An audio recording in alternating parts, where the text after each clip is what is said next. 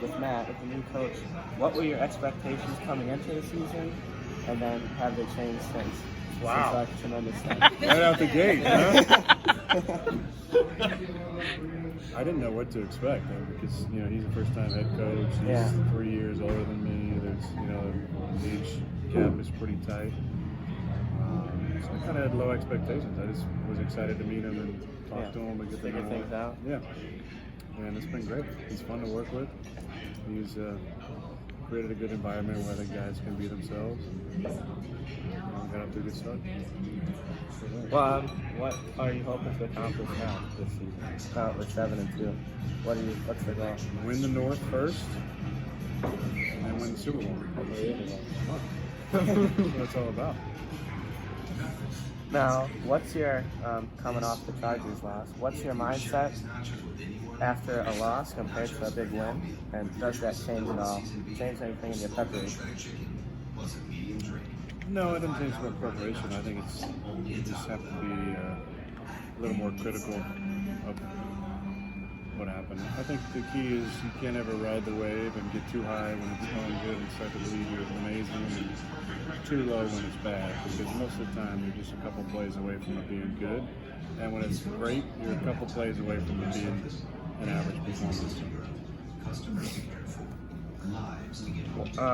Now we talked about this a bit. What are your goals, individual goals for the rest of the season and your career now that we enter the latter half of it? Wow. Hopefully you get to play forever, of course. I'd like to get another ring on this finger. I got one for this one here. A wedding ring? This one's a little lonely. Yeah, this one's a little lonely over here too. Yeah. And then finally, what are some of your favorite fan interactions that you've had over the years? And what's some of the crazy things that have happened? Crazy? There's been some crazy things. I think the fun thing is when you're. I was walking in Rome, Italy, through the Forum, and this was about 4 years ago, and somebody yelled out my name. I kind of turned back and it can't be for me, right? So I kept walking, and they kind of sped up, and I turned around and said, "Hey, we're from the Schwabenon.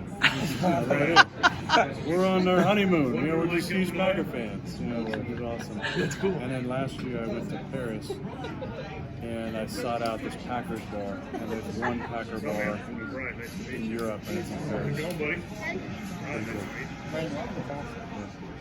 Thank you. Questions, man. Thank you. Good questions, yeah. Thank you for joining me today. Yeah, thanks, man. Appreciate it. All right.